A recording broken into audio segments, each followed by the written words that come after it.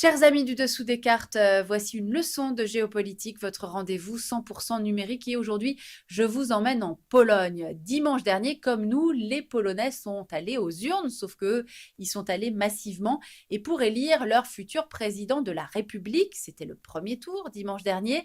Dans cette élection présidentielle, deux hommes que tout oppose se font face. D'un côté, le président sortant, Andrzej Duda, qui a derrière lui le puissant clan Kaczynski.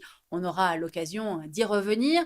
Duda, ultra-conservateur, nationaliste, à qui on a reproché des atteintes graves à la démocratie, notamment à l'occasion d'une réforme contestée du système judiciaire. Duda, qu'on dit également très proche du président Trump. D'ailleurs, il y a quelques jours, il est allé lui rendre visite à Washington. Mais Duda, à qui on prête aussi un bon bilan économique et une bonne gestion de l'épidémie de Covid-19. Face à lui, l'actuel maire de Varsovie, Rafał Trzaskowski, il est son exact opposé. Il se présente comme un ardent défenseur de l'Union européenne, de l'identité européenne, de la démocratie, des minorités, mais ses détracteurs lui reprochent une mauvaise gestion de Varsovie, même s'il a reçu, et ce n'est pas rien, le soutien de Lech Wałęsa. De tout cela, actualité politique et géopolitique de la Pologne, on va parler dans un instant avec Piotr Kaminski, journaliste et auteur. Mais tout d'abord, on va réviser nos bases, revoir la géographie de la Pologne au cœur de l'Europe. Si on superpose à cette carte de la Pologne actuelle celle d'avant 1918, lorsque la Pologne avait disparu, on distingue bien deux Polognes. À l'ouest, la Pologne A, sous autorité allemande, la plus développée, la plus urbanisée et la plus industrialisée, avec une infrastructure routière et ferroviaire importante. À l'est, la Pologne B, celle qui était sous autorité russe, la moins développée, vous le voyez, la plus rurale et la moins éduquée. Alors justement, intéressons-nous maintenant à cette réussite économique de la Pologne. Comment en est-on arrivé là? Plusieurs explications. La première est l'excellente distribution des 11 grandes villes sur le territoire, avec au centre Varsovie, la capitale, qui produit 15% du PIB du pays, les grands ports sur la Baltique, une industrie tournée vers l'Allemagne et vers l'Europe de l'Ouest, un bassin minier important, celui de Katowice, en Silésie, et à l'Est, 3 villes moins développées, bénéficiant moins des échanges économiques avec le voisin allemand. Complétées par la création de 14 zones économiques spéciales entre 1994 et 2015 pour faciliter les investissements étrangers, permettant la défiscalisation des entreprises en échange de la création d'emplois. La Pologne s'est alors révélée comme l'un des pays d'Europe centrale les plus attractifs pour son coût horaire et pour sa main-d'œuvre qualifiée. Bonjour Piotr Kaminski. Bonjour. Merci d'être en ligne avec nous. Vous êtes polonais, journaliste et auteur. Si vous deviez faire très brièvement le portrait robot de ces deux principaux candidats, quels adjectifs utiliseriez-vous? Monsieur Duda, c'est cette Pologne, pour faire vraiment bref et rapide, conservatrice, et Monsieur Trzaskowski, c'est la Pologne, en quelque sorte, toujours entre guillemets, progressiste. Ce qui se joue dans cette élection présidentielle, c'est un choix décisif entre deux visions de la Pologne, deux visions de l'Europe, deux systèmes de valeurs parfaitement opposés. Je dirais plutôt deux leçons un peu différentes de la même histoire. Il faut se rappeler que la Pologne disparaît en 1795 et perd 2 siècles. Elle retrouve sa pleine souveraineté vers la fin du XXe siècle, après 1989. Elle a donc un énorme problème d'identité parce qu'on lui a volé 2 siècles, et surtout le 19e, où se fabriquent les identités nationales partout en Europe, et un gros problème de confiance en soi. Et c'est pour ça qu'il y a aujourd'hui, en quelque sorte, deux Polognes, celle qui craint le monde extérieur, qui court trop vite, et celle qui, au contraire, essaie de lui courir après. Est-ce que vous pouvez revenir rapidement sur l'histoire des relations entre la Pologne et les États-Unis et au-delà aujourd'hui sur cette amitié peu commune entre Duda et Trump?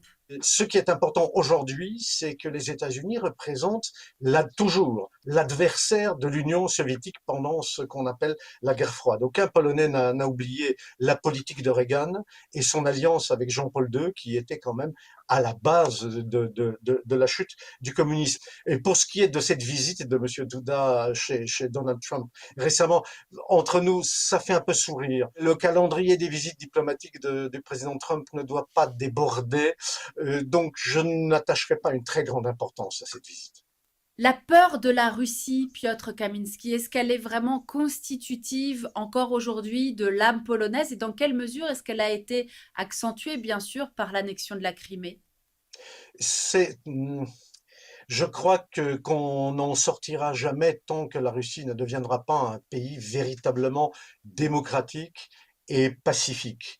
Et aujourd'hui, la Russie a d'énormes problèmes que, comme toujours dans son histoire, elle projette sur l'extérieur. N'oubliez pas que ces 2 siècles dont j'ai parlé, c'est l'ombre de la grande Russie impériale. Cette ombre est toujours là et il faudrait des générations pour que ça disparaisse.